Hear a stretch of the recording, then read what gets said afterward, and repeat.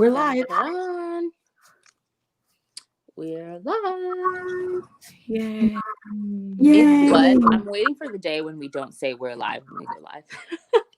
The way I see it, we got to do something. How else are we supposed to know to start talking?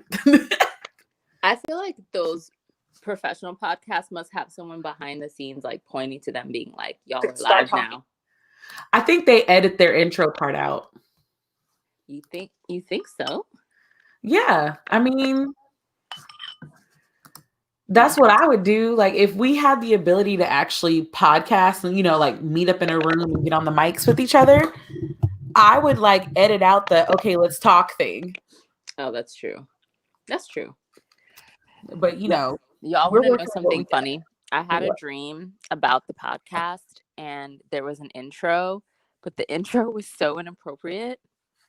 What? It was. The intro was literally... I have so many questions.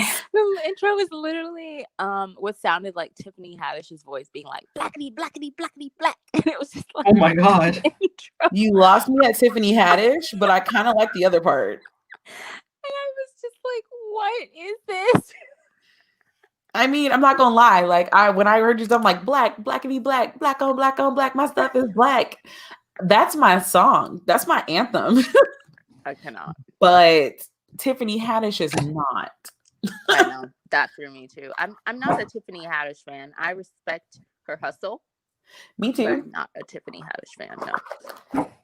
I feel like, do you make your money or whatever, but that's all I'm gonna say, because I'm not gonna talk bad about the black woman who didn't do anything wrong. Mm-hmm. I'm coloring right now and it feels great. I feel like everyone's doing something therapeutic. I'm shopping for groceries. I did that earlier. Shipped came. Yes, I'm on Target too. Yeah. All right. So I guess we should get started. Yeah, I mean, I'm shocked that people aren't here yet. They're normally here by now. I guess they thought because we did our anniversary show that like we weren't doing our regular scheduled show. Yeah, we've done 2 shows in a short amount of time. Yeah. Oh well. Anyways, what you reading? Oh my gosh. I just really wanted to do that.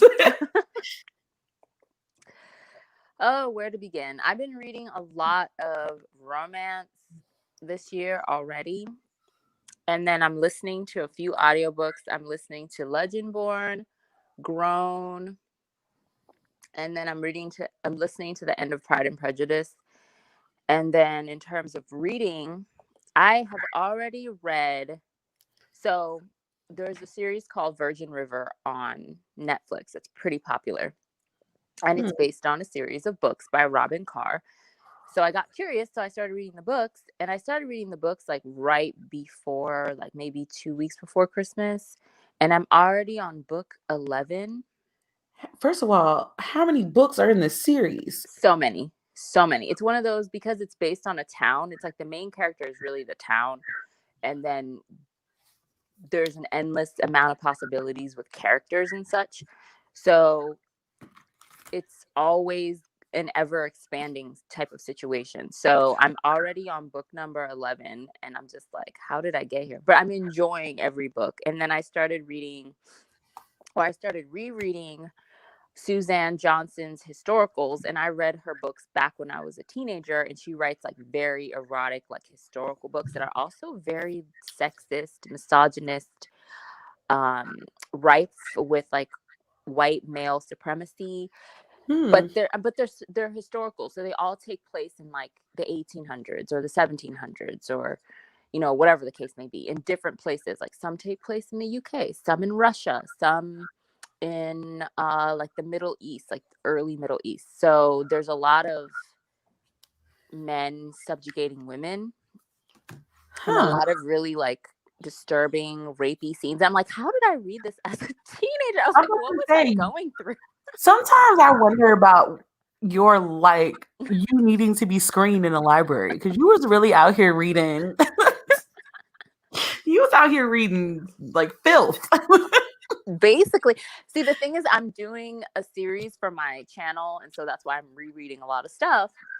And so I started with her books because I just remembered I was really into her books when I was a kid. I literally owned all of them, which is bizarre. Like, I got some of them from the library, and then I was allowed to go to Barnes and Noble like once or twice a week, and I could, I had a job, so I could just buy whatever I wanted. My parents didn't really watch me too closely, and I'm just like, this is not okay.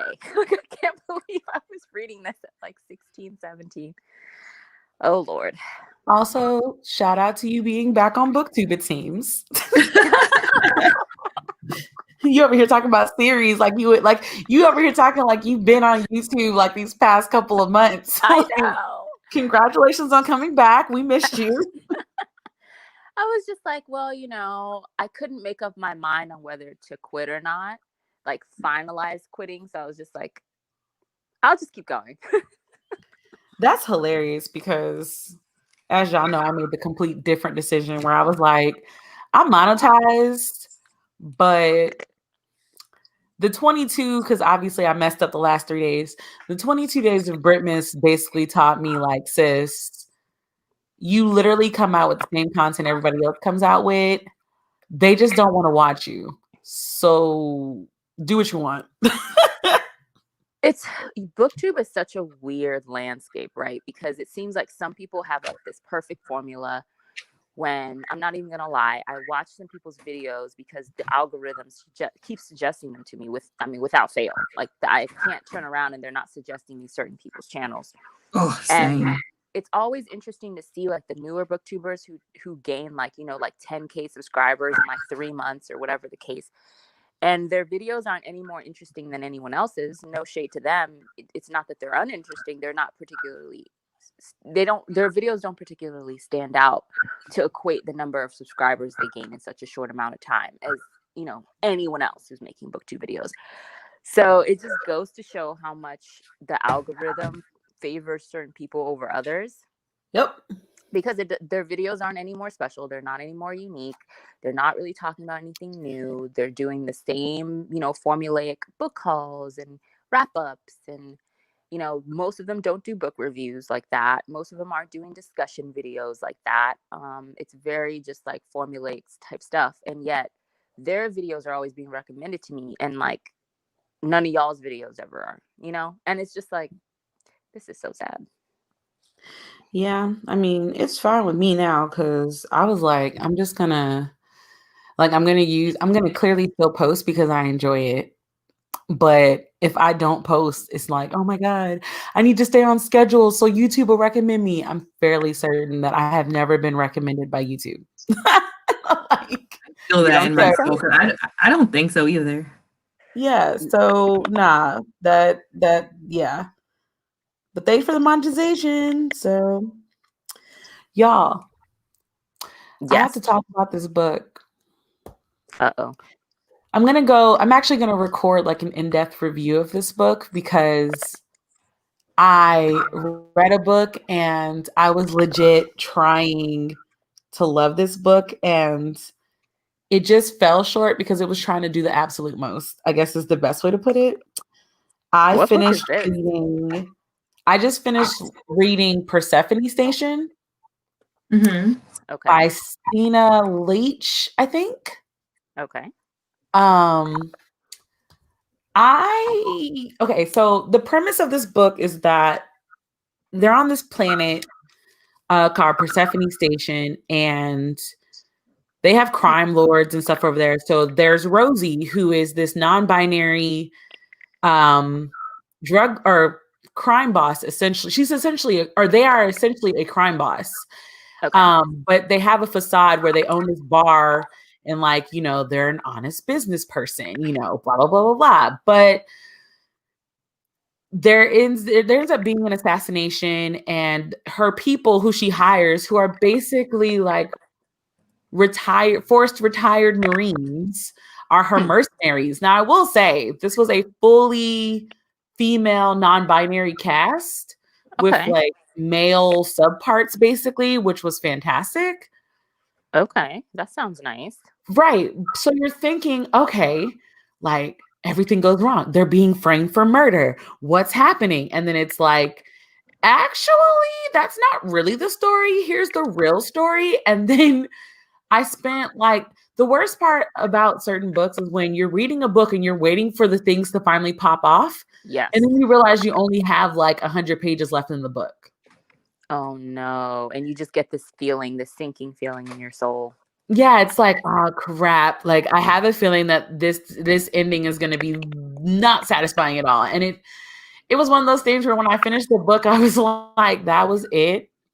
That's so disappointing. Like I didn't feel like anybody's life was truly in danger. I didn't feel the stakes. I didn't feel any type of urgency. I was just like, crap. I mean, they had AIs in it. They had like native alien communities in it. Like I said, non-binary, full females, badass females, like mercenaries. Wow. Snipers. My cup of tea. And it was just like, this fell flat. Like very flat. And you know what we don't talk about? I think I gave it 3 stars, but yeah. I feel like what we don't talk about enough is how much of a skill it is to end a book. I mean, y'all are authors. Y'all tell me how hard it is to end a book. I think it's hard because it's like, it's easy to think of conflict. It's easy to think about the beginning. It's easy to kind of figure out the rising action and things like that. But thinking about how to wrap things up, I honestly believe that's why we have so many series sometimes, because people just don't know how to end it. I thought we had series because publishing companies wanted to milk all of our pockets dry.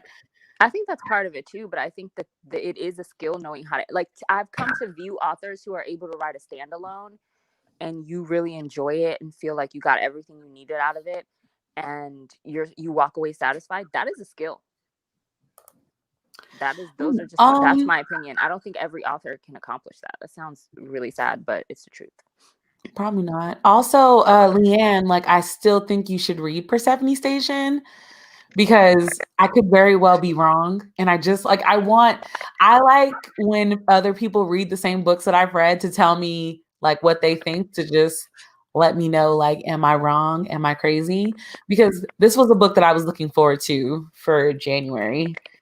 So it's like, that's why I didn't do the whole top 10 books I'm anticipating for the whole year. Because every year I do that list, those books on that list are trash. I was about to say, it's always disappointing. That's why I stopped doing it, because I was just like, I have never enjoyed any of these books that I anticipate. Yeah, I'm like, am I setting myself up for failure? Because it'll be like, I'll say the 10 books, and of the 10, I'll enjoy 2. I think it's because the books that are usually pushed and hyped by the publishers turn out to be disappointing. I feel like I'm trying to think of recent memory of books that have really been pushed. And maybe with the exception of a handful of authors that I trust because I always like their books, usually it's disappointment. Especially with like I mean, anytime I say Elizabeth Acevedo's name, I already know like I'm gonna love that book regardless. Yeah, there are a few authors that I trust, and I'm like, okay, I know people are very polarized about her work, but Holly Black is one of my favorite writers, and so whatever she comes out with, I auto buy because I know I'm gonna love it. Like, people were so divided about The Cruel Prince, and I freaking love that series. So I'm always read that series. So good. So I'm always just like, okay, and because I liked her work ever since she had a series way back in the day about fairies. Loved that one. She came up with a standalone, Coldest Girl in Cold Town, about vampires. Love that one. So it was like a track record. I was like, okay, well, I know I'm gonna love everything because I just like her writing. Same thing with Sabaa Tahir. Like, she could literally write a grocery list. I'm gonna pre-order it. I like her. She could literally write a grocery list. Pre-order. They're just writers that I like the way they write. So it doesn't really matter what the story is about to me. You know, like, I just know I'm going to like it. So I don't feel that way about everyone. And so when these new debut authors, that they push and push and push, I'm just like, oh God, I'm going to stop pre-ordering these books until the reviews come out or until I can get them from the library, because it never works out for me. Did y'all see that Tiffany? Hold on, I need to go to her Twitter. Tiffany D. Jackson posted a Yes. picture on their Instagram where they've got 2021 with some massive books coming out. Their books? And yeah, like obviously The Awakening of Malcolm X came out January 5th. Okay. Then there's a book, I guess it's an anthology. It's Up All Night, 13 Okay. Stories Between Sunset and Sunrise. Nice. Comes out July 13th. Then there's Blackout by Squad. I don't know who Squad is, but I'm intrigued. That's June Interesting. 22nd. Then White Smoke comes out September 14th. And then Santa in the City comes out in October. And on the caption, it says, got a historical fiction, 2 love stories, a horror, and a picture book in 2021. That's good. It means that she was really busy during quarantine. Right. However, I don't know if I want a horror book by Tiffany D. Jackson, because if you've ever read Tiffany D. Jackson, she can come for your jugular and you don't even know it until it's too late. I honestly think it's what she does best, and I think that's what she's been leading towards this whole time. Like when I think about Grown, when I think about, oh gosh, what's that other book she wrote about that young girl? Monday's Not Coming. Yes, there's another book that was very horror-esque that she wrote. It's gonna bug me that I can't remember the name of it. The book cover is so clear in my mind. It's like this brown cover with this girl. We're looking at Tiffany D. Jackson books. Standing by herself. Allegedly. So I feel like that's kind of the direction she's been going in all these years. So I'm very curious to see her take it all the way there. Yeah, I mean, I'm still obviously going to check it out, but it's like, oh, so you're just gonna fully step into the horror now? So am I gonna be left like ugly crying like I was with Allegedly and Monday's Not Coming? Is that what we're doing? Yeah, probably. Because man, just have to make sure I'm in a happy place before I pick up that book. Right. I'm very excited. I feel like she's very underrated, which is weird because she is always writing great books. But that's so true. Yeah, it's like she doesn't really get the hype she did. There are certain authors that, to me, they don't get the hype they deserve, which is very strange because their books are always solid. Like they might not be amazing, but they're always really solid and good, and yet they don't necessarily get the hype like some of these other authors that are always getting overhyped, in my opinion. In your opinion, who is an author that needs to be shouted out more? Well, obviously, we just spoke about Tiffany D. Jackson. I also really enjoy E.B. Zoboy. I was just thinking that because I don't think I've not liked, or I have not disliked any of E.B. Zoboy's books. Exactly, but they don't really get the recognition that they deserve, which is strange. Except when they wrote Pride, which is crazy. Except when they wrote Pride, because it was a Pride and Prejudice retelling, which is rude. So I'm excited for E.B. Zoboy to really step into their own. I kind of like when writers have like this steady upward climb. I think sometimes it's hard when they come out and they're just like this huge hit right out the gate because it's like a lot of pressure, I think. Yeah. To maintain that. It's like, ooh. I'm trying to think of another author. This is another author that I see his face, but I can't think of his name. He also writes YA. Jason Reynolds. Listen, I will just say the Black female booktube population fully recognizes Jason Reynolds. I love him. I love his work. I appreciate everything about him and his art. We're not going to get creepy, but I love him. That's like, I'm not going to like disrespect him or anything. I'm just saying thank you for your presence. It is appreciated greatly. He's 37 years old. He just had a birthday. He lives in like I said, he's on our radar very heavily. But you're right. He does deserve more accolades. Another person that I feel like did not get the love that they deserve was Charlotte Nicole Davis. Wait, do I know what this is? The Good Luck Girls. Yes! That's sad that I don't even recognize her name as the author of that book. Yeah, because the second book is coming out this year. I think it's called The Sisters of Reckoning. I think that's what the second book of the series is. I didn't even know it was a series. But yeah, he's definitely coming out with the second I didn't know book. it was this. I didn't read the first book. How did you enjoy The Good Luck Girls? I didn't read it. Good Luck Girls was a like when I read it, I didn't have any expectations because I hadn't seen anybody talking about it. But I read it in 2019. I was completely shook. It was such a good book. And it's just like the way that the book ends, it could end where the first book left it, and I would have been satisfied.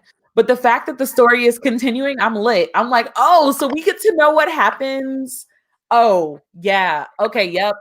Go ahead and add that to my list. Let me look this up just in case people are listening for like recommendations. This book comes out August. This book comes out August 10th, 2021.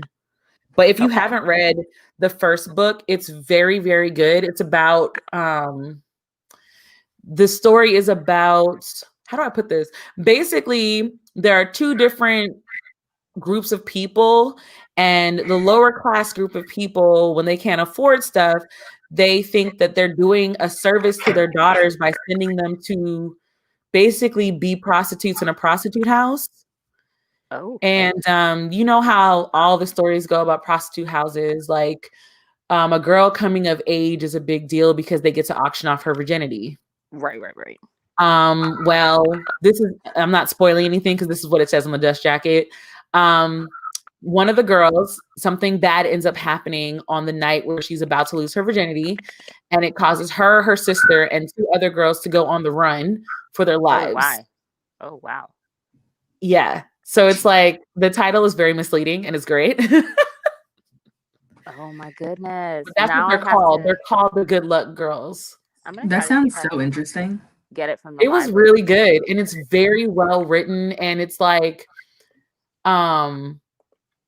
it addresses a lot of issues that it makes sense that that's what they're going through, but it does it in a way where it doesn't feel like it's their whole narrative. Like the whole focus is still that they're runaways, but they have extra elements that they have to deal with because of how they grew up and where they were.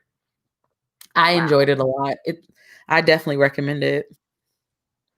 That sounds so good. Yeah, I'm just like, I wrote down books because I have like a bunch. Justina Ireland, who wrote Dread Nation, I mean, I feel like she got hyped right when the book came out. I mean, I thoroughly enjoyed Dread Nation, but after we did that live where people informed us that all of the indigenous people of America were hot with that book, right? It was like, I have the sequel and I just haven't gotten to it yet because I feel like I need to go back and read or listen to the audio, because the audiobook is good for that one. I feel like I need to go back and listen to the audiobook again with a different lens. That's also, exactly how I feel too. Oshley, she can barely hear you. Oh, you can't hear me? She said she can barely hear you. Uh-oh. That's why I was like, oh. You know how every time we plan to do things, there's got to be at least one bit of technical difficulty. If there wasn't, it wouldn't be one of our podcasts. I know, right? It just kind of goes on brand. How about now? Can y'all hear me now? I mean, I don't have an issue with you, but we'll I see. I never had a problem hearing you. Let me know in the comments. But I was gonna say, yeah, I agree with you, Brittany. I didn't get the sequel because of that, and now I feel like I have to go back and reread Dread Nation with a different eye and try to understand what was happening in that regard, because that's just not the impression I got the first time I read it. But I did want to talk about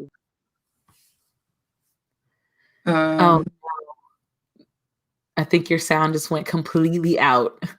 I think she's gone. Oh no. She completely dropped out. She completely dropped out. Yeah. Okay. Well, while we wait for her to come back, Troy, what are you reading? Are you reading anything right now? You know what I've been doing recently?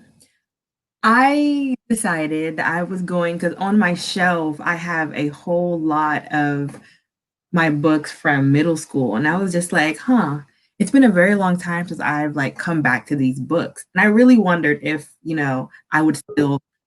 There she goes. Yep. You can keep talking. If I could would still like all of the books from my childhood, especially two specific books that were like my favorite two books. One is called Two-Way Street, and the other one is called Sometimes It Happens. And I reread Two-Way Street, and I did not love it as much as I did when I was young, which I didn't think I would love it just because, I mean, it was a YA story about a girl and a guy having to go on a road trip to college after breaking up. And I still love the premise of it, and I still loved what happened. But reading it, I remembered what I used to get when I was younger, because it's very much written almost as if like the person who wrote it would use text lingo. And you know how like Gen X write us millennials when we started really doing the text lingo, like on AOL and Instant Messenger and all that stuff. Because we had T9. Yeah, when we had the T9, and had to predict with the predictive keyboards and stuff. It was like LOL, BRB. Like, oh my god, it was so annoying. And I was just like, okay, I'm gonna have to skip every one of these text messages because I physically cannot read them. It looks so stupid. Like, I don't know anyone who even types like this. And then other than that though, I still really enjoyed the book. I was just like, I see why 13-year-old Troy really liked this book. Sometimes It Happens, I would give it 0 stars. Wait, what book is this? This one is, I think it's the same author, if I'm not mistaken. Basically, it's about a girl who, I'm pretty sure, like in the end of her junior year of high school, her boyfriend breaks up with her, right? She's having a really shitty time. And so her best friend is like going off. I don't know if she goes off to see family or like to camp or something. And she's like even sadder now, basically. And so her best friend's boyfriend gets her a job at, I forget what I think it was the ice cream shop. Don't 100% remember. And basically they fall in love with each other. And I remember being young and going, oh, this is such a shitty concept. I was like, bruh, girl code means nothing to people. My gosh. It's pretty bad. And I remember how angry I was because it ends kind of like on a cliffhanger. Like, a lot of Lauren Barnholt books do that anyway, but it ended with kind of like open-ended, like you knew they were going to be together, but it was just like you never really got like closure about the best friend, about like how they were going to go about this. And I was just like, wow, not only are you a shady bitch, but I don't even get to know what happens at the end of this book. I give you 0 stars just for that. I was so angry because I had forgotten that was the ending of the book. So I was just kind of like, you mean to tell me that I reread this book just to be told that I won't get to know what happens? No. I will say that, again, I can understand why 11, 12, 13-year-old Troy liked the book because they were really selling me on their relationship. I forgot that man had a girlfriend and it was her best friend. This is not good. None of this is good. But I have more books on my shelf that were from middle school that I'm gonna like continue to read. That's like my kind of like my first goal, to reread all these books that I have from middle school, just to see like my opinion on them now. That's very similar to what I'm doing, rereading old stuff just to see how I feel about it now. And a lot of times I'm just getting the shock of my life at who I was. like what you were about back then. Yeah, I was like, wow, I was a hotmess.com. Just like the things that I thought were okay. And it makes sense now because when I think about, because I read a lot of like very racy romance as a child, and it's so interesting because I don't think that really forms your opinions on how you go about relationships, but now I'm seeing how it did. Mm-hmm. And like certain guys that I dated, why I was okay with certain things that they did, and I was like, I blame it all on this romance author. Way to be able to just displace responsibility. Just nope, it was all the romance stuff I read. Like I'm literally having flashbacks to certain situations, and I'm just like, wow. Like when I read like certain books, and I'm just like, this is very, very disturbing.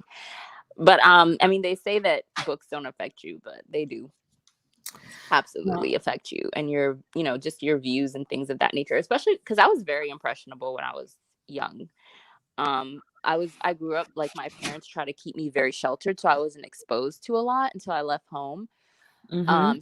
So reading was kind of like my way to experience the world, because my parents never let me go anywhere. Like if I was ever to go anywhere or do anything, I had to do it behind their back and sneak out the house. Yeah, that sounds great. Right.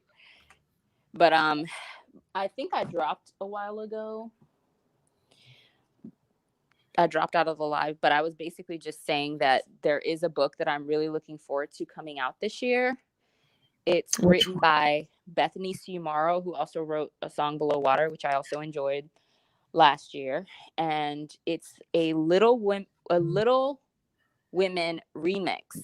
Oh, yeah. Which has me so hyped because Little Women is my favorite book of all time.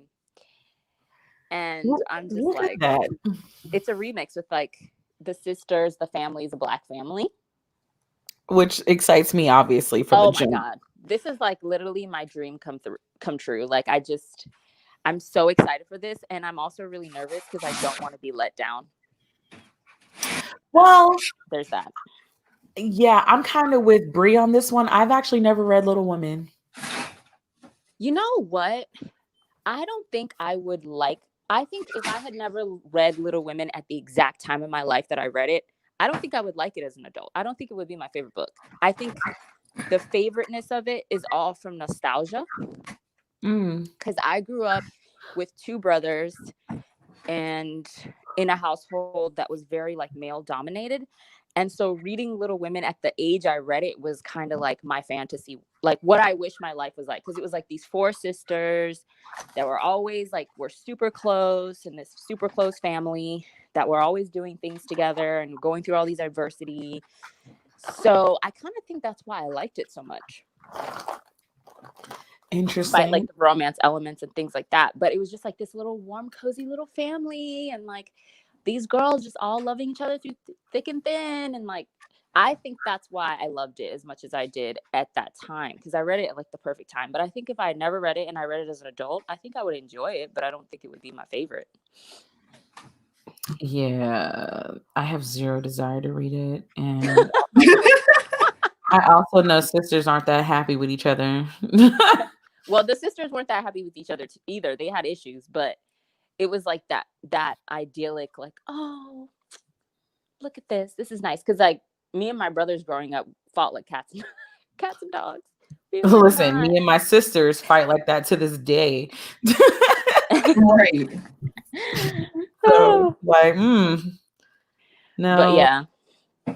That I thought, oh wait, so because I saw it on Twitter and then was overshadowed by Vanilla Isis. Because she announced it and I was like, oh, but I didn't realize that that's actually coming out this year. Because doesn't she have another book coming out this year too? I don't think so. Maybe I'm wrong. Actually, maybe she does. Let me look. I think she has something that's part of talking about books that are coming out, which also leads me, if you're in the comments and you are excited about a book, yes, she does have that's another coming book out this year. Obviously, we'd like to know the Black books first, but that doesn't mean you can't tell us about the other books too, because I have some other books that I am excited about as well. She Let does me have look another it up. book coming out this year. The cover is like Black Girl Magic personified, but it's called A Chorus Rises, and it comes out June 1st. Oh yeah, that's why I was like, I could have sworn that was the one. I didn't know that her Little Woman one was coming out this year too. Again, some of these people were really able to take advantage of the quarantine. Oh, absolutely. We got like I'm not 2, mad at 3 them. more books coming out. I'm like, Right. I love to see it. Like, let's go. Oh, so the book that I will just state that this book, I am so nervous about this book coming out, and it's Witches Steeped in Gold by Cianon Smart. I think that's how you say their name. I okay. am so nervous about this book. Why? This book has been hyped up in the booktube world for almost a year at this point. Really? Yeah, because I have seen it so many times, so many retweets, so many, oh my God, I can't wait. Oh my God, oh my God, oh my God. And I'm just like, Oh, this please book. don't be another Daughters of Nari. Like, please, Oh no. please don't just be a pretty cover and flat writing. Please, please, please, please. I know. The second I saw the cover, I knew exactly what you were talking about. I don't plan on, like I said, I have stopped the habit of, because the old me would have already had this in my pre-order. Yep. But I'm not doing that no more. Like, these covers got me for the last 2 years, but I've wised up now, and I'm not about to waste my money. So now I just join like the waiting list in the library. Yep. That's what I've been doing. Because, honey, y'all ain't about to get me with these covers. It's like the authors that have proven themselves to me, I'll pre-order. If the premise of the story holds me as a debut author, I might pre-order it. And but the I'm sad thing sorry. is, you can't even trust like the early Goodreads reviews because they be playing. Man, listen, I trust blogs. I don't trust Goodreads. I trust blogs. Yeah, But yes, Lady Lady Ace, we're on the same page because I was literally about to say now the book that is pre-ordered is definitely Reaper of Souls, Kingdom of Souls #2. Oh yes. I reread that book again just because, Reaper of Soul, like the first book was such a welcome because just everything you thought you knew, you had no idea. And then when you finally got used to that idea, that was wrong too. And just the way that I was taken on a roller coaster, I just really appreciated it. I felt like I was always on edge the whole time that I was reading that book because I just did not know what the heck to expect. Yeah, you didn't know it was coming around the corner. And I thought she did such a good job. And then obviously the cover of that one, it's just, drop dead gorgeous. So I was just like, that one, now the first book on that one definitely held me captive. And I'm okay with it never letting me go. I am very curious about that one. I think I'm going to try the audiobook this time around as opposed to the physical book. Yeah, I think the audiobook is pretty good on that one because I think I listened to it the first time. So I'm very curious to see how that one goes. I'm also curious to see, what is that book that was about gaming? Slay, yes. The author of Slay, Brittany Morris. I really want to know what she has up next. Let's look it up. You know me. She has a book coming out March 16th. Oh, really? Oh, this is the book she talked about, y'all. Okay, so she talked about this book, and I remember being extremely excited. Oh my gosh. Okay, so on the website, there's literally a pop-up that says the cost of knowing content warning. That's the book. It has a content warning pop-up before you can even click into the website properly. It says The Cost of Knowing is a young adult novel that covers several heavy topics which may be inappropriate for certain audiences. Reader discretion is advised. Seriously, skip this book if you need to. I don't want my words harming anyone. Wow. Sensitive topics include racism, anxiety, depression, poverty, anti-Black violence, self-harm, parental and sibling death, and the mentions of slavery and police brutality. And you have to click I understand before you can even look at it. Jesus. Yo, the author put this disclaimer on her own book? On her own book. I don't know if I I don't even know if I want to click yeah. Okay, let me read the synopsis for y'all. It says 16-year-old Alex Rufus is trying his best. He tries to be the best employee he can be at the local ice cream shop, the best boyfriend he can be to his amazing girlfriend Talia, the best protector he can be over his little brother Isaiah. But as much as Alex tries, he often comes up short. It's hard for him to be present when every time he touches an object or person, Alex sees into its future. When he touches a scoop, he has a vision of him using it to scoop ice cream. When he touches his car, he sees it years from now, totaled and underwater. When he touches Talia, he sees them at the precipice of breaking up, and that terrifies him. Alex feels these visions are a curse, distracting him, making him anxious and unable to live an ordinary life. And when Alex touches a photo that gives him a vision of his brother's imminent death, everything changes. With Alex now in a race against time, death, and circumstances, he and Isaiah must grapple with their past, their future, and what it means to be a young Black man in America in the present. I have chills.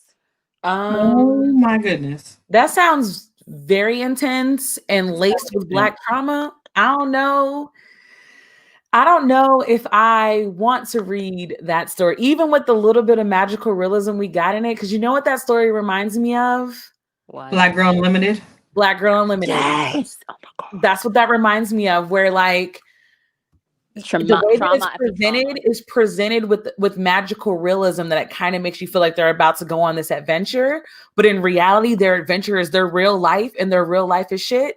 Yeah, I don't know if I can do this book. You know what I'm gonna do? I am going to wait for the reviews, and then I'm gonna gauge by the reviews how bad it is, because I don't know, like the premise has me intrigued. I just don't know if I can mentally take it. I don't know if every page I'm going to be crying or screaming or wanting to throw the book against the wall. I just don't know. Man, I mean, I appreciate Brittany Morris for just immediately putting it out there. Like, it's okay to skip my book, because I wish that I would echo Brown. I wish that she had done the same thing for us, because there were not any warnings. We really thought we were about to read a magical wizard story. We were left just like shook and just. I still think about that book to this Me day. too. I'm just like, oh my God. But that's what I'm saying. I'm like I'm those kind of books.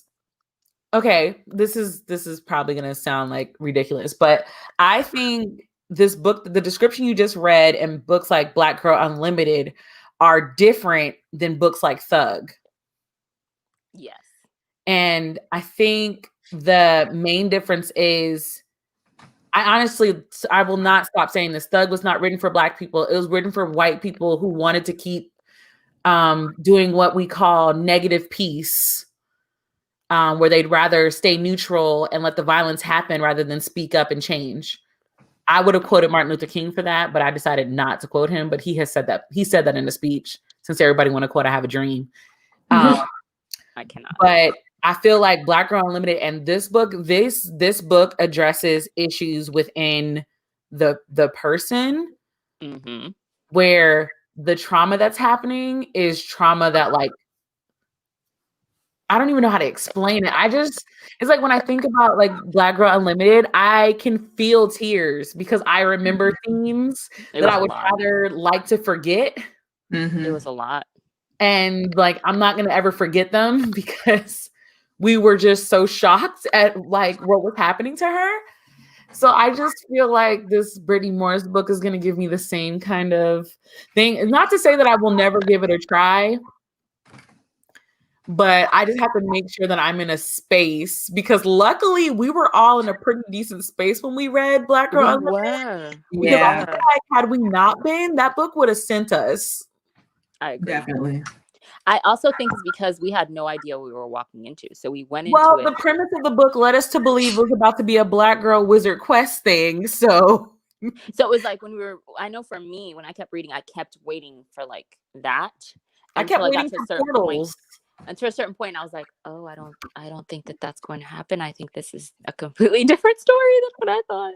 I just kept on finding myself going, don't do that, don't do that, don't go there, don't go there. Yeah. Then it would happen and I'd be like, oh, fuck this. Like, I just remember multiple times just like closing the book and just kind of launching it across the room.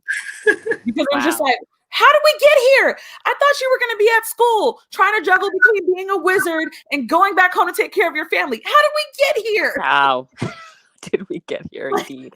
That's actually a really good thing. I'm wondering if Thug and Dear Martin were edited to be more for white audiences, or if the author wrote it that way. To be honest, we'll never know. We'll never know. But I will say there are certain books that are highly praised about the Black experience, and there are books that are not. And unfortunately, Black Girl Unlimited also addresses situations that happened to Black women in the Black community. And it's just like, ooh. Very, very traumatic, and very traumatic because of how real it is. To anybody who hasn't read that book, there are massive trigger warnings. I suggest you look it up before you read it, because we did not. And boy, oh boy. I still really recommend that book if you know what you're going into. Yes, that's the thing. Like, but we said that in the live when we were talking about it. We're like, it was actually I still would recommend it to people, but I would lay out all of the warnings first and let them decide from there. Yes, agreed. Absolutely. Yeah, I'm just sharing everybody's books that they're excited about. There is one book I'm excited for that's not written by a Black author. Okay. And that is A Court of Silver Flames by Sarah J. Maas. I just want to point out, I read that first book because I really just wanted to understand. This is not the series. This is not the series you think it is. This is not. I know. Series. This is a different one, right? Yes, this is the continuation of A Court of Thorns and Roses series. It's the 4th book in the Court of Thorns and Roses series. I'm super excited about it. The series that you're speaking of, I will not be continuing. I'm sorry. Good. I don't feel that anymore. I don't get the hype with Sarah J. Maas. I respect the people that love Sarah J. Maas because that's just their style and they love it. I'm never gonna bash somebody that likes to read Sarah J. Maas. I just personally, if I'm gonna read about assassins, I want assassins killing people, not trying to have sex with everybody. I will say this again. Sarah J. Maas is for people who like romance novels. Yeah. If you not like romance novels and you didn't grow up reading them, or you don't read them now, you're probably not really gonna like her book. Oh, Chile, which one of her books you keep on asking me to read? Well, I keep wanting you to start the Court of Thorns and Roses series because it's like new adult. I think you would like that better than her other series that she has. It's about the assassin. I don't think you would care for that one too much. Mm-hmm. Honestly, I really wanted to read it years ago, and then I kept on pushing it back, and next thing I knew, there were like 8 books, and I was like, oh, well, that's not happening. Yeah, I think that's just a failed. But I really want you to read the Court of Thorns and Roses series because I enjoy it, and we're only 4 books in right now, and I think that's doable. I don't think that's bad. Yeah, that doesn't sound too far. And it's like a new adult book, so I think it's right up your alley. Let me see. Oh, I forgot to mention this one. Y'all know Dr. Nnedi Okorafor is definitely coming out with another book. It's called Remote Control. Oh, nice. And I'm just going to read the description because obviously this is a book that I'm going to read. And then I need to talk about another book that they wrote previously that I just need to tell people they should read because, you know. But yeah, so this story is, she's the adopted daughter of the angel of death. Beware of her. Mind her. Death guards her like one of its own. The day Fatima forgot her name, death paid a visit. From here on in, I think that might be a typo on Goodreads. From here on in, she would be known as Sankofa. I don't pronounce words right before somebody comes for me in the comments. A name that meant nothing to anyone but her, the only tie to her family and her past. Her touch is death, and with a glance, a town can fall. And she walks alone, except for her fox companion, searching for the object that came from the sky and gave itself to her when the meteors fell and when she was yet unchanged, searching for answers.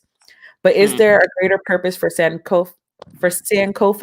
now that death is her constant companion. Wow. Right up my alley of interesting, which also means I know some people have read Who Fears Death by Nnedi Okorafor. Did you guys see on Twitter that Tessa Thompson has started their own production thing, and they're picking that up to turn? I don't know if it's a series or a movie, but that book has been picked up. I saw that, and I was very disappointed that it was Tessa Thompson because she's gonna ruin it. But it's that's just not what I. She ruins everything. That was not what I thought was coming out. I really want somebody to sit her down and be like, "You're not this dramatic Oscar-winning actress that you think you are. Like, you have to pick better roles for yourself because the roles that you pick are too big for you, and then you ruin it." She's the Marvel chick, right? Yeah, she was in Marvel. She was in Marvel, yeah. She keeps trying to do these deep roles, and I'm just like, I'm trying to be optimistic. This would be like if what's her face from the Hate U Give movie decided that she was gonna do a role that Lupita Nyong'o could do. You know what I'm saying? Like, it's just like you don't have the capacity, like you don't have the stretch, you don't have the talent. It's not there.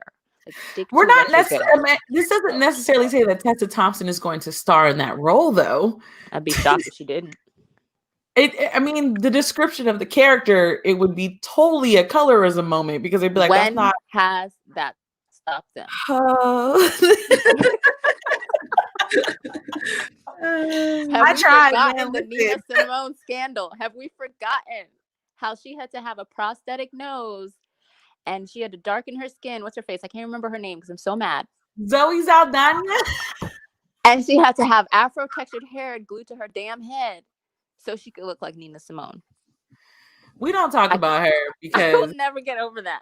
She's also the person that made it clear that she wasn't Black, she was Latino. So, and then after all the backlash, then she started crying about it. Like, whoo, man. Also, this comment is fact. Nnedi has made some comments I don't care for with her Afrofuturism versus African futurism discourse. I think that whole conversation is wild, and I can't even begin to explain it because I tried to follow it for a while because I was like, is there really a difference? Like, what does that necessarily mean? I don't see reasons for us to figure out new ways to divide ourselves. And to me, that's what that conversation does. Because it's just like, it's kind of the idea of, it's like, well, I do African. The rest of that stuff is just Afro. It's like, no, stop it. Wow. So seems a bit much. I like Nnedi's books, but like a lot of people in the comments are saying they're seeing that. So it's interesting. Let me tell you what. When you get off Twitter and you start finding out who these authors are, it makes it so much easier to read their books. Yeah. I think that's also like, I stopped looking up authors because I was like, y'all are just making it hard. Because you know who I really like, who I'm really enjoying their books, but I had to completely mute them on Twitter? Who? L.L. McKinney. Oh, I muted her. I felt so bad too. Because L.L. McKinney made the series, the Nightverse series with The Blade So Black, which is a reimagining of Alice in Wonderland, where like it's a Black chick named Alice who fights nightmares in Wonderland, which are manifestations of fear from the real world. Like it's a great concept, and the books are actually decent, but when L.L. McKinney goes on Twitter, I'd be like, sis. They are so angry. They're always angry and always coming for people's throats. And I'm not saying that they're not justified because they were bullied a lot because of their books. So I understand where the bitterness comes from. But then I'm like, at some point, you have to turn off the negativity and toxicity and log off and block people and stop responding to everything. Because I mean, I get it. Like, she was really harassed but there were a lot of queer people angry that she took Alice in Wonderland and made it about a Black teenager. There were a lot of people angry about that. And it was just like, y'all weren't mad when the LSD tripping Caucasian male was having a pedophilic dream about a girl. Whew. but y'all are mad that Alice is a teenage Black girl in this book? Make it make Right. sense. Like, just say you're racist, because clearly pedophilia didn't stop you. Oh my God. Ah, What a mess. Yeah, I have just decided, because there's that age-old discussion and debate of the author, like, can you separate the art from the artist, right? Can you separate the author from their work and enjoy the work without really taking the author's, personal views and things like that into account? And I think that there's a fine line, because obviously if the author is just a horrible, evil, heinous human being, then you probably shouldn't support them by reading their work. But at the same time, we literally grow up in a society where from the time we enter formal education, books are shoved down our throats that were written by people that were horrible people. And these are considered classics, right? yep. So, and now people want to sit here and debate, oh, well, they said this. Well, I don't agree on their views on this. But you want to sit and say, like, I don't even know, give me a book. Is your favorite book? You're the English major, Troy. Give me one. Give you one what? Anything Charles Dickens. Right. Oh. Like, or gosh, I don't even know. I'm trying to think of a book that is always pushed down our throats as kids, that's written by somebody that's problematic.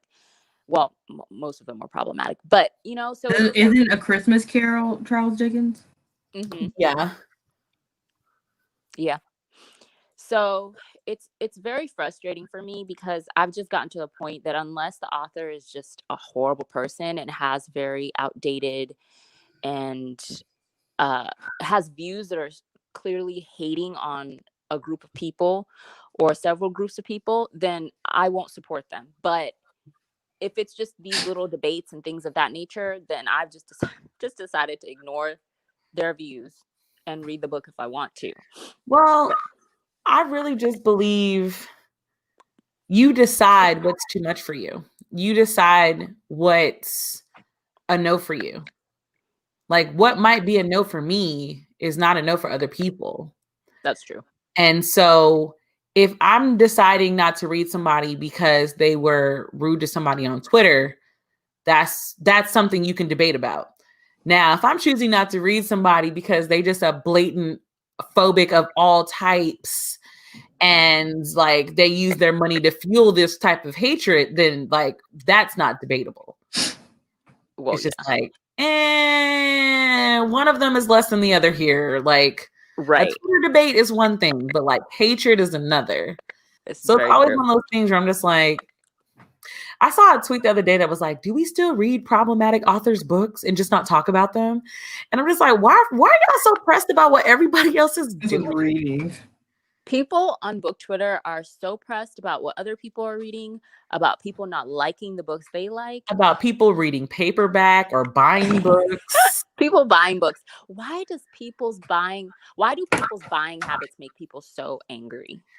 I've just come to the conclusion that's people who don't pay bills, because I'm not going to sit here and be mad at what you spend your money on. That's crazy to me. Like, okay, so they want to buy 70 books a month. I don't care. That's not my wallet. That's not my bank balance. Could care less. They just better not also be on Beyonce's internet asking for GoFundMes. That's been my whole thing. Like, you do whatever you want with your money. You go around spending all these money, multiple book hauls. Don't ask me for no coin if you didn't budget your money after that. That's your choice.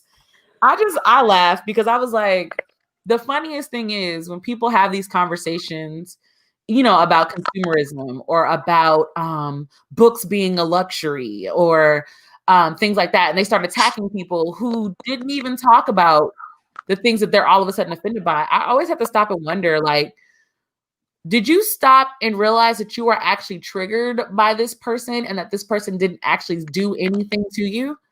Exactly. Like, this is a personal issue.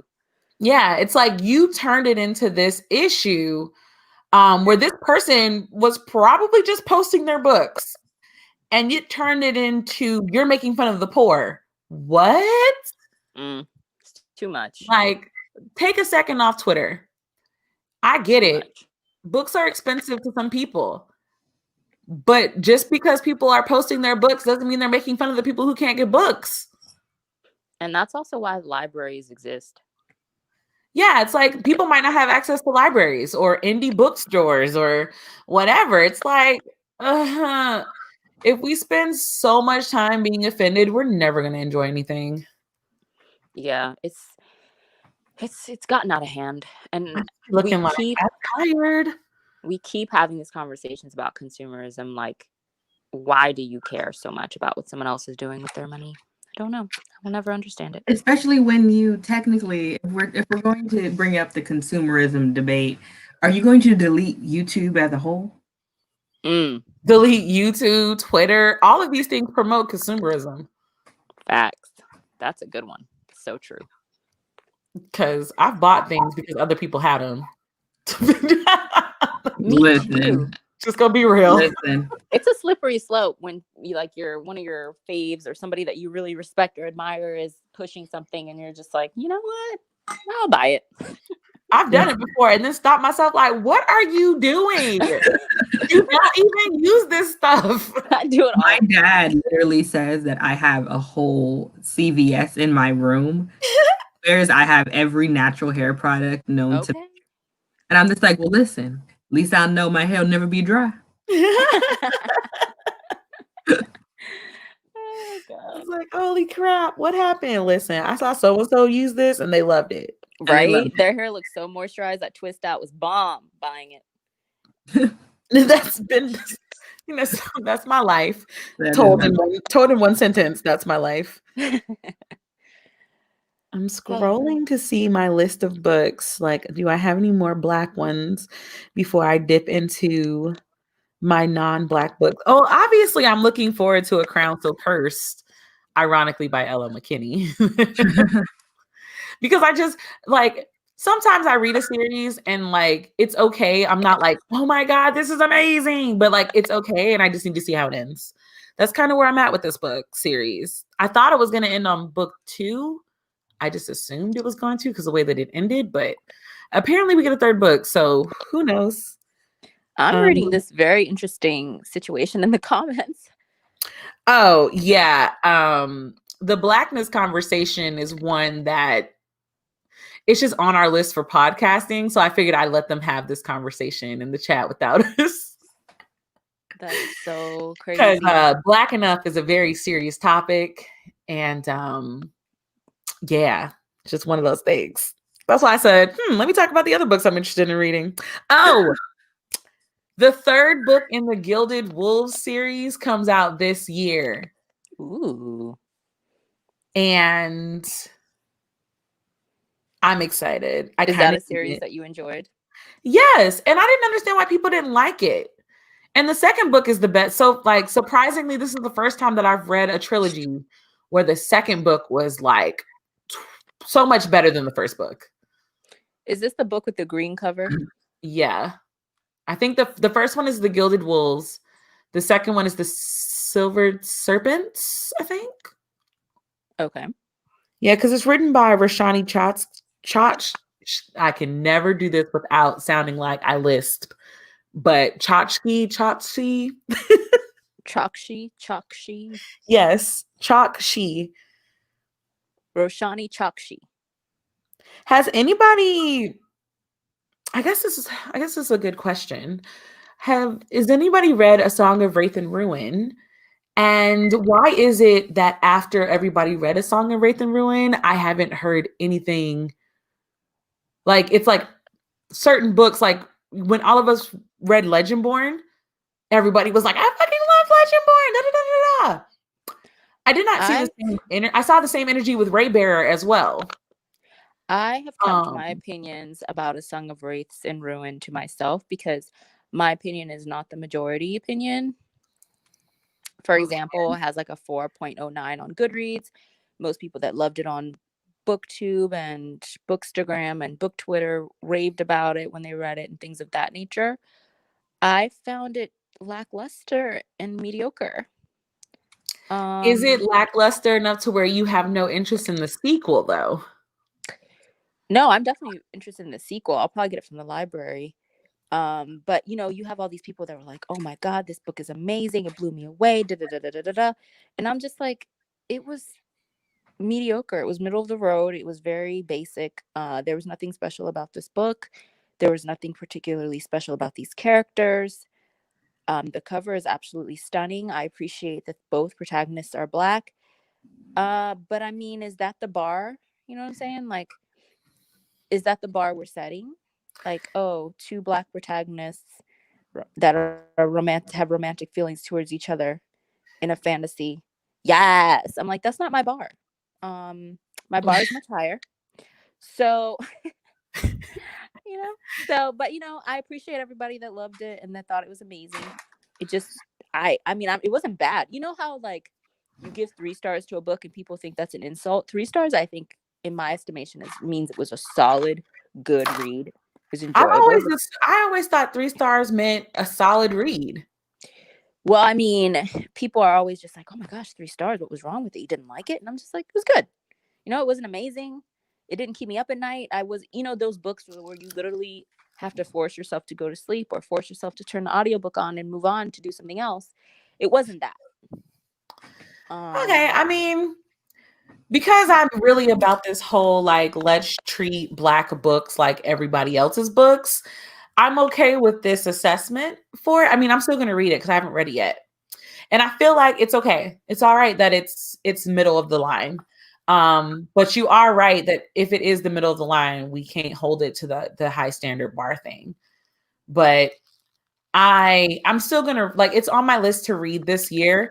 And the only reason that I waited for this year is because I wanted to read it closer to when the second book came out. Yeah, that's a good idea. Because I kind of miss doing that. I kind of miss, like, BookTube got me like getting FOMO and like wanting to read stuff as soon as they come out. When normally I would at least wait until the second book of the series comes out before I grab the first. I'm going to say something that's controversial. Uh-oh. Don't hate me. I'll never hate you. But I'm talking to our audience. But it always gives me some apprehension when I see so many non-Black people give a book 4 or 5 stars when Black people are giving it 3. That's all I'll say. Oh, you don't want to expound? That's no, not I fair. don't, because I think everybody knows what I'm talking about. And that does not mean that all Black people gave it 3 stars. That's not what I'm saying. Before somebody comes for me and it's like, well, I gave it. Well, I loved it. I gave it 5 stars. Blah, blah, blah. I'm talking about the majority. I'm talking about a lot of the reviews I saw on Goodreads, a lot of the reviews I saw on Amazon, on book blogs. I just noticed a lot of the white blogs and other POCs were giving it 5 stars, and a lot of Black readers were giving it 3 or not saying anything at all. I mean, I have seen that. I mean, I'm a person that will actually avoid talking about a book if I know it's written by a Black author and I didn't like it until I have other books to join the conversation. I feel like sometimes non-Black readers have such skewed and strange criteria when they go into reading a Black book or any type of quote unquote diverse read. They don't even understand that their standards are already quite low. So when they read the book and it's actually coherent and they can follow it and they can get lost in the story and they enjoy the characters, all of a sudden it's 5 stars. And I'm the shade.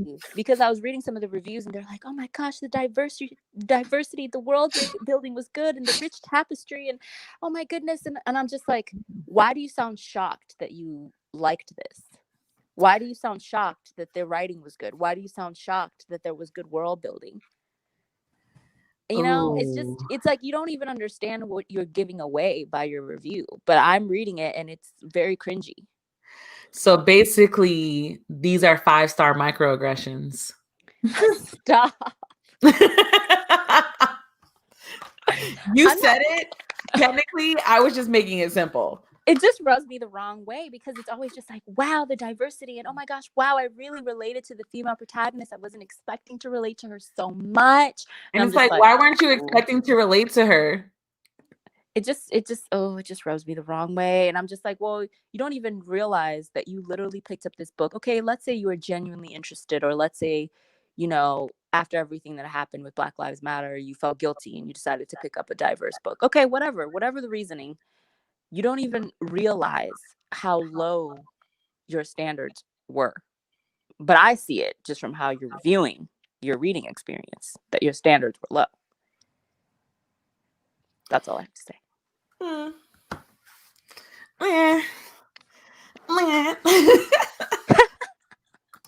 That's all. And I think that's something that Black authors are always going to be up against, unfortunately, when it comes to non-Black people reading their books. I mean, yes, because I think the reason is because we read regardless of skin color or whatever, because we have to read what was given to us. And so now that we have the opportunity to read books and stories that have us in it, our criteria has not changed. Like, we're like, oh, okay, cool. Like, finally a book with me in it. Whereas the reverse of it is just like, oh, I need to read more than just white people. Like, let me find a book that's diverse. Right. So when they're looking for these books and grading these books, it's more along the lines of like, diversity. Like, we have to uplift it because it's diverse. We have to uplift it because it's diverse, which means we're completely negating the writing ability of the author. We're ignoring a lot of the factors that we would normally critique when we talk about books, because we have to talk about the diversity. We have to accept the book because it's diverse. Like, and also, like, I'm not even gonna, this is one of the few times I will defend non-POCs. Like, they probably are afraid to say anything else about it. Yeah, there's a commenter that just made that comment. Twitter has okay, yeah, I'm gonna let Reading Your Room say it. Many white people are afraid to say a book is so-so when they feel like it is. They want to radiate positivity instead of honesty. Honestly, I have seen people get berated on Twitter or YouTube because they talked about a book by a POC and they tried to critically analyze it. I have seen it happen. Now, it's one thing to get on Beyonce's internet and have a problem with the book because it's diverse. You deserve to be dragged. I can't even think the old girl's name. The ones who get on the internet and post why they don't understand why we need diversity, drag them for filth. Cool. Right. But if this person actually read the book and did not stray away from their normal booktube habits to talk about this book, they don't deserve that type of criticism. Right. It's like, here's a perfect example. Old girl who read Slay and then tried to act like she didn't like the book because the coding wasn't correct when Brittany Morris is a coder. I remember this. That was so embarrassing. And like, she was like, I didn't think that was bad. It's like, so first of all, you picked this topic to get views. This isn't even your normal booktube habits. You went out of your way to be vicious. That's why you got dragged. Right. If people are staying true to themselves and reading diversely, then they should be allowed to talk about the book, because dang, like, why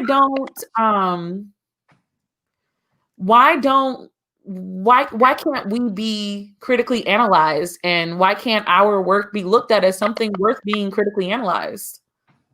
Because basically what we're telling people when we attack them for having reviews is it doesn't need to be good. It just needs to be diverse. And it's like, how can you talk bad about this book? It's talking about Black trauma. Nah, right. Bro. That's not fair. It's like, we want our books to be looked at. I would like to be able to go into a bookstore, go to the fiction section, and not see an ethnic section. Right. Like Black fiction. Right. Like on a separate shelf, and just we can't be equal if we're setting different standards for everybody just because it's Black or POC or white. It's like, can we all have the same standard? I'm tired. Like, I go into Target and I have to find the ethnic section to get my hair products. I don't want to do that in my bookstores. This is true. I mean, I think the only solution is going to be obviously more Black stories and more Black writers having opportunity to write books about other things, and to infuse more storylines, more different types of writing and stories into the market. And if there are more choices and there's more opportunity for people to have access to these stories, and there's a more chance that reading Black books and written by Black people will become normalized, and so we won't have this like special handling with kid gloves of the books, people tiptoeing around them. Can I just say that Leanne just posted a comment that says, reminds me of the time a white reviewer got dragged for saying the Poppy War wasn't Asian enough. This is an example of a reviewer who deserved to be dragged. Yeah. Just to be very clear. This is an example of good reason to get dragged. Like, what?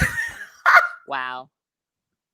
That is wild to me, especially since like I watched interviews of the author of the Poppy War talking about how much research and stuff they did, and they're also Asian. It's like, wow, the entitlement. Well, that reminds me of something, but let me ask Deja's question first. Have y'all heard the conversation about YA dying? It's interesting that it happens as a little more diverse books come out. Do you know if it's a correlation? I've seen videos and blog posts of people talking about it. I refuse to even click on it because to me it's just preposterous. I'm just going to say this from a consumerism standpoint. YA ain't going nowhere. This sounds like the same. This sounds very much like Trump supporters saying America is dying. What? And America is not the same. Make America great again, anyone? Make YA great again? I don't really. Not make YA great again. I'm like, YA is dying where? How? Who? How? Like, how is YA? I can name 20 books coming out in the YA category right now. Dying where? Not according to BookTube. People continue to read and make videos, and the biggest booktubers are the ones that read YA.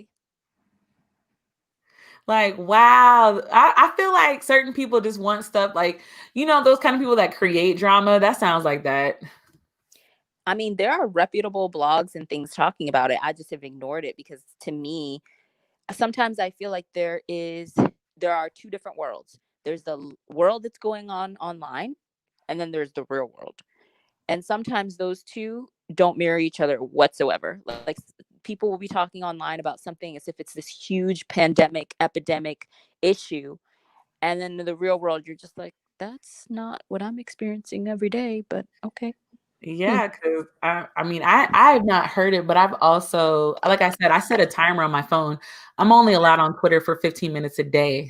So my phone does the whole little 5-minute warning thing. And I'm like, well, my time is up. And I like that little restriction thing iPhones can do has saved my life. Like, right. I'm just a happier person because I'm not on Twitter. So if that conversation is really happening, that is hilarious to me. Like, you want to know what's dying that never got a chance to spring up? This new adult thing y'all made because y'all didn't want to accept that fiction was already new adult. Oh, God. Yeah, there are a lot of interesting conversations that happen. And again, I can't say what was being said because I haven't even listened to those discussions. But again, I refuse to listen to those discussions. So there's that. Did you guys see the let me think, who was it? Chloe Gong, I think, the author of These Violent Delights, had a thread where basically how do I put this nicely? A person was mad that they felt like a name that Chloe used in her book was used incorrectly. And their reasoning for why it was used correctly was because they know that in Italian it means this. So there's no way it could have meant that in the book, even though she used it for the Russian translation that it had. Okay. There's also another example of another author. Oh, Tracy Dion also posted a situation where basically the person wrote them and was mad that she made one of these characters in Legendborn racist.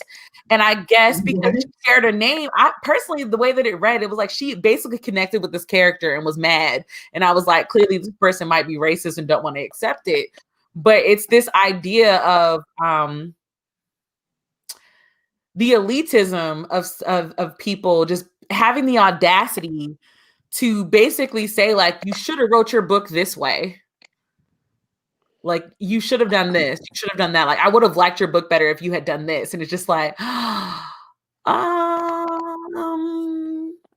so you're going to tell Tracy that she shouldn't write books about passive aggressive. She shouldn't write a book where there's a passive aggressive white woman because you didn't like that, because you really like that character and you just don't think she would be that nasty. Well, I guess they're calling her Book Karen, huh? I just laughed because I was just like, yo, I never thought to do this. I think it's fine for people to have these opinions. I think it's not okay for them to tag the author. No, like they were emailing the authors. Oh, that's completely unacceptable. A lot. Yeah. Unacceptable. There we go. The person didn't like that the character was racist and had the same name as them. Okay, and Karens all over the world right now are mad. I mean, but I'm really just at that point where I'm like, I like reading books. I like talking about books. I like assessing books. I like cracking jokes on books. But if this is the type of stuff we about to nitpick, I don't need BookTube that much. Right. It's just like, did you really get mad? She shares a name with me and she's racist. You should change that. What? That's wild. I don't even know what to say because that person sounds crazy. I've never read a book and thought, let me write the author and tell them all the things that they did wrong because clearly I'm a better writer than they are. Wow. I saw that one on one of my 15-minute Twitter days and I busted out laughing because I was like, this is the most entitled thing I've ever read. Like, shook. I mean, that's the kind of stuff that makes you really wonder, like, what's wrong with people. Like, it makes you really it's just wonder. Like that kind of entitlement. Like, I was never taught that kind of entitlement. Yeah, that's a whole new level. It's like, I'm going to need you to change the name of this character. Like, what? Because it's also my name. It's like, okay, I, as an author, would be like, well, I'm going to need you to legally change your name because according to my contract, the book's not going to be reprinted for another 10 years. So, yeah. I'll change it in the reprinting, okay? If you ever get, when you finally publish your book, if you ever get some emails like that, we're blasting them on this book club. I thought you should. Oh my God, yes. Like, we are blasting them. Like, just pew pew. We'll blot out the name, for legal reasons, but we're going to put the whole email on here. And we're going to break it down one line at a time, the level of entitlement that it brings. Right. This is absolutely incredible. Wow. Like, that's we a whole new level. We won't be reviewing your book, but we will talk trash about people who don't. Right. I cannot. I mean, you can only laugh at those type of situations. I can't even imagine some of the emails these authors get. That's probably why when you can't email them, a lot of them you can't email. Like Tochi, you cannot email him directly. You have to go through, like, I want to say his publicist. I think it's his publicist. But yeah, I would definitely screen my emails. Are you kidding? That's too much access. Yeah, that's way too much access for some of these people who are crazy. Like, it's very clear what happens when you have direct access to an author. Some of these people don't know how to act. They don't know how to. Oh my gosh. Wow. Well, we're at 1:23 now. So kind of feel like we should go ahead and start talking about some announcements and things, just so everybody can get back to preparing for their Monday, even though I think some people are off for MLK Day. Yes. The book club, for those who missed out on the anniversary live, we highly recommend you check that out. We gave you guys a breakdown of the things that we plan on doing this year, some important dates to mark in your planners, all that stuff. We also announced that we are going to be reading a book every 2 months this year instead of every 3 months. We're just testing out different schedules to see which schedule works best for our book club. The first book that we're reading and our book discussion will be on February 21st. That is Escaping Exodus by Nikki Drayden. If you would like to buy a physical copy of this book, I highly recommend going to sistersci-fi.com to get this book, because we are also shouting out a Black business while we're doing this. Yes, we are. Let me think. The next announcement is we will be hosting our Black Book Virtual Summit for the month of February. And we are slowly getting that together. We'll be making announcements about that at the end of the month. Throwback-a-thon is in March, so also be looking forward to that. Yeah, there's so much. Also, we'd like to pose a question to you guys. Do you guys like having our show on Sundays in the evenings, or would you rather we move the time up to the afternoons? Yes, we need to know. Yes, that is a question that we're considering. And then once we figure out if people like the evening or the afternoon, then we'll start talking about whether it should be on Saturdays or keep it on Sundays. So your input would be greatly appreciated. And then another thing we're doing, which we'll be announcing this week with a formal video, is we are doing a year-long reading challenge this year. It's called the Reading Black Challenge, and we have a number of prompts and things of that nature. We have 10 formal challenges, and then we have more challenges that will be done via social media. So that will be released probably Tuesday or Wednesday of this week. We'll have a video going up on this channel, and there'll also be another video going up on my personal channel on Oshi Reads if you want to check that out to see all the challenges that we have. Of Oshi Reads is back on BookTube, y'all. Y'all are welcome. I'm back. Like, so anybody who missed it, she feels inspired right now, so go get it before she changes her mind. Stop. I won't change my mind, at least not for the first 3 or 4 months of the year. At least. You heard that. She said she's willing to give y'all the first couple months. Y'all better go eat up that content now. I will say that I have filmed at least 5 videos. Oh, wow. We'll just see how quickly I can edit them. For those of who are interested in content surrounding non-consumerism, you'll be very happy with some of my videos this year. And I'm starting a whole bunch of different series, and I'm going to be talking about some more serious discussion topics as well. So it'll be good. Troy, do you want to talk about what you're doing on your channel? The channel I haven't posted on in 2 months. Listen, whichever channel you want to talk about is what I'm talking about. Literally.